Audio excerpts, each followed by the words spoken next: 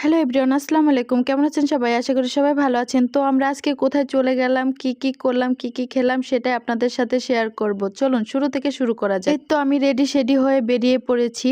আমরা বেড়াতে যাব মেয়ের বাড়িতে। ওই তো আমার হাজবেন্ড যাচ্ছে ওই সামনের ওই অটোটা নিয়ে, তারপর আমরা যাব।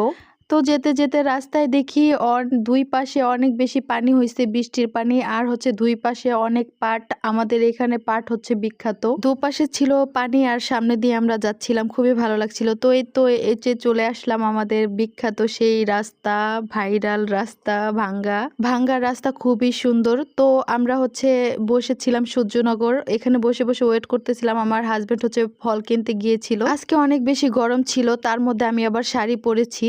আমার আরো বেশি গরম লাগতেছিল, কারণ আমি শাড়ি পরেছি, এই জন্য আমার অনেক বেশি গরম লাগতেছিল। কিন্তু কি করব বলেন, মেয়ে শ্বশুর বাড়ি বলে কথা, শাড়ি না পরে গেলে কি হয়। তো এই তো আমরা চলে আসছি বাড়ির কাছাকাছি।